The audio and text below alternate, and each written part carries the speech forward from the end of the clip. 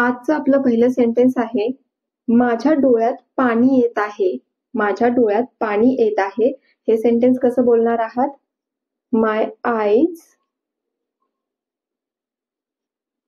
R watering.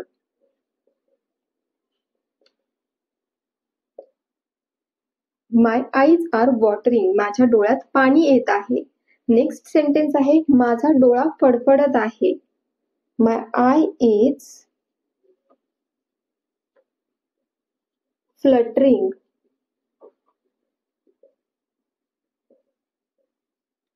My eye is fluttering. माझा डोळा फडफडत आहे.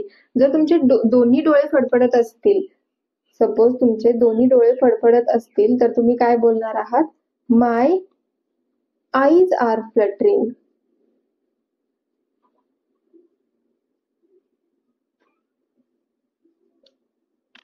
फर्स्ट सेंटेन्स आहे, माझ्या डोळ्यात पाणी येत आहे. My eyes are watering. Next sentence आहे, माझा डोळा फडफडत आहे. My eye is fluttering.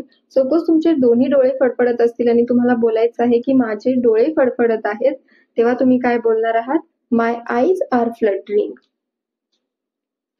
Next sentence आहे, तुम्हाला यापैकी कोणते आवडले? सपोज तुमच्याकडे काही गोष्टी आहेत, जसे की ड्रेस असतील किंवा कोणतीही गोष्ट असेल, त्या गोष्टी जास्त आहेत आणि वेगवेगळ्या प्रकारच्या आहेत, तर तुम्ही एखाद्याला विचारता की तुम्हाला किंवा तुला यापैकी कोणते आवडले, तेव्हा तुम्ही हे इंग्लिशमध्ये कसं विचारायचं आहे? Which of these did you like?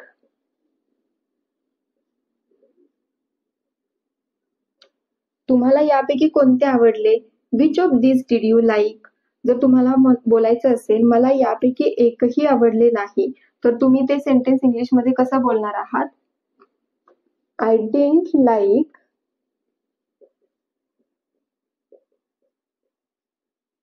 Any of this.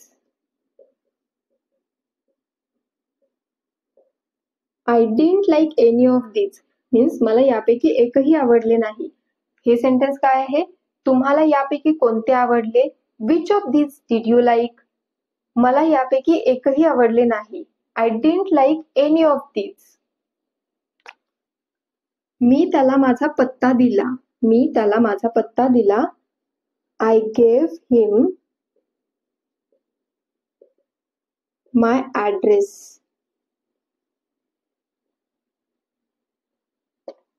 I gave him my address. मी त्याला माझा पत्ता दिला. नेक्स्ट सेंटेन्स आहे, मी त्याला माझा नंबर दिला. तर आता हे सेंटेन्स तुम्ही इंग्लिशमध्ये कसं बोलणार आहात, याचा आन्सर तुम्ही कॉमेंट बॉक्समध्ये देण्याचा प्रयत्न करायचा आहे. सेम हेच स्ट्रक्चर आहे. मी त्याला माझा पत्ता दिला. I gave him my address. तसंच हे सेंटेन्स तुम्ही कसं बोलणार आहात? मी त्याला माझा नंबर दिला. हे तुम्ही कशा पद्धतीने बोलू शकता किंवा कसं बोलणार आहात, याचा आन्सर तुम्ही कॉमेंट बॉक्समध्ये देण्याचा प्रयत्न करायचा आहे. Thanks for watching.